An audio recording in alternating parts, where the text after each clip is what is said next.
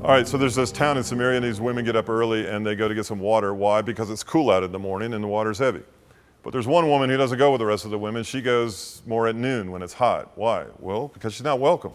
Why? Because she's loose. Because she has a reputation. Because she's labeled. Because she has 5 husbands and the guy she's with is not her husband. She's been around the block a few times and she has sort of a reputation of one to be avoided. She's not getting many babysitting jobs in Samaria. Now, Jesus happens upon her and they enter into a dialogue. And here we have this image of Michael Belk gives us from Journeys with the Messiah of the woman at the well. You find this in John chapter 4. This story is jam-packed with things. It's jam-packed with beauty. What is beauty? What is femininity? What is womanhood? What is vanity?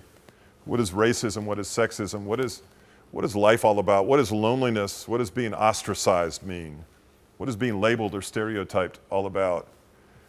And how do we deal with our sexual promiscuity in life? All these things are going on in this story. As Jesus, this rabbi, meets with this woman, he's not even supposed to be talking with alone. And matter of fact, he's not even supposed to be in Samaria. He's supposed to walk around it because they're half-breed people who married and cross-pollinated with people of false faith, and they got a bad rap.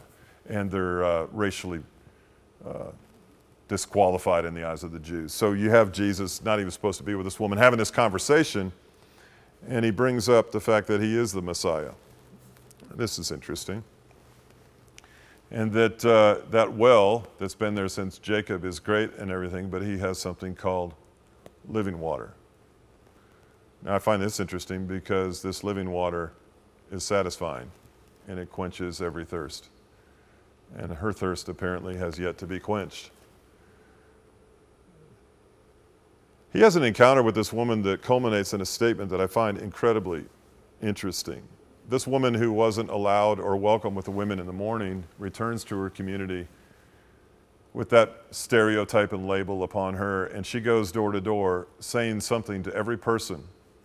In other words, something has happened to this woman that is strong enough to overcome the fact that no one likes her and she's ostracized, but something happened to her in her heart that caused her to transcend that alienation and to seek people out rather than hide from them or be ashamed in their presence.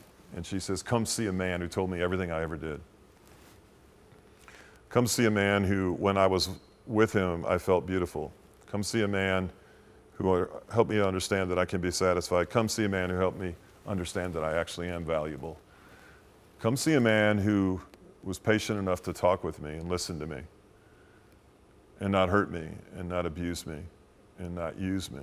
Come see a man who was interested in what I had to say. Come see a man who loved me enough to tell me the truth, and come see a man who corrected me when I was wrong, but did it in love. Come see a man who made me feel satisfied and has a living water. You know, you might be watching this video and I don't know, maybe you're a female and maybe you feel used, maybe you feel abandoned, maybe you feel ostracized, and maybe to some extent you've earned that reputation. It doesn't keep Christ from meeting with you. In fact, it doesn't keep him from pursuing you. You're valuable in his eyes and he has a true beauty for you that you can realize not only outwardly but inwardly. And the vanity and the very things that pay off because of your attractiveness or your willingness to give yourself up can actually be replaced with a satisfaction that you don't find in your behavior. Maybe you're that woman, maybe you identify with her.